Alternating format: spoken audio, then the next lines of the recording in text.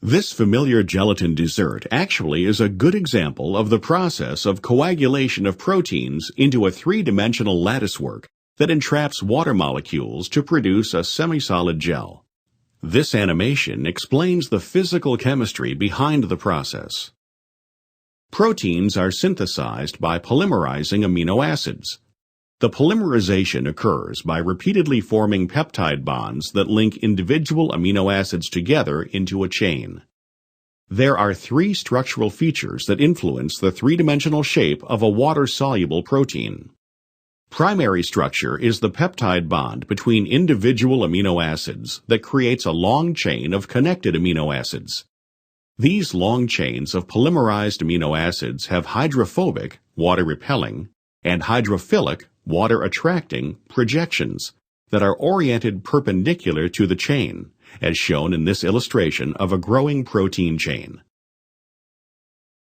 Secondary structure is the helix that the protein chain curls into as a result of hydrogen bonds and other weak forces. Tertiary structure is created when the protein molecules fold back on themselves outside of the helical segments to put the hydrophobic portions to the interior and the hydrophilic portions to the exterior. Several helical regions can exist in different portions of the molecule. When the protein has folded and refolded to reach its most stable configuration, it will have mostly hydrophilic amino acid residues on the exterior and mostly hydrophobic residues directed into the interior.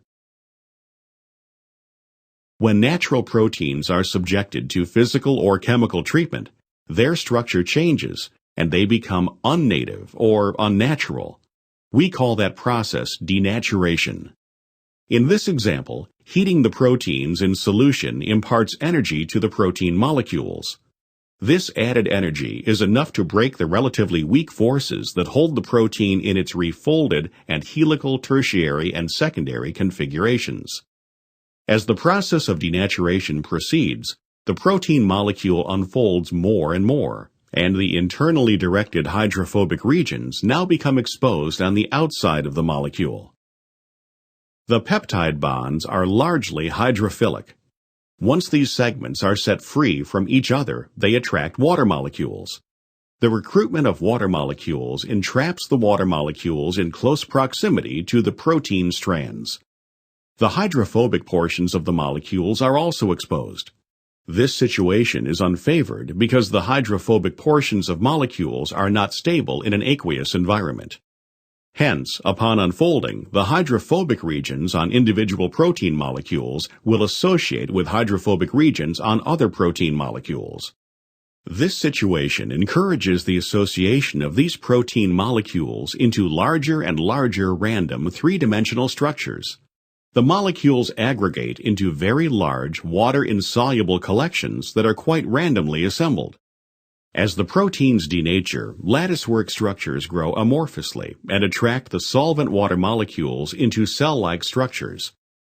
The self-associated water molecules, in groups, adhere to the surface of hydrophilic regions of the protein, while hydrophobic regions of the protein dissolve into each other and provide the energy to retain the structure. As this process continues irreversibly, all of the protein molecules are recruited to this large insoluble mass in a randomly organized structural framework that contains entrapped water molecules. One example of the consequences of unfolding and reassociating protein molecules is coagulation of egg white. Frying an egg is no more complicated than denaturing the egg white protein. The assembly of irreversibly denatured protein molecules results in formation of a solid gel. The gel entraps water molecules inside the white into a semi-solid structure, which holds its shape under normal conditions.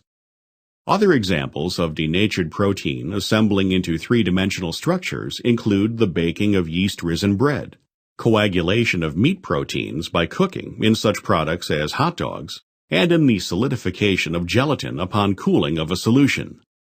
Denaturation and coagulation of proteins is a complex, irreversible process, but the study of denaturation has allowed us to better understand the three-dimensional structure of native proteins.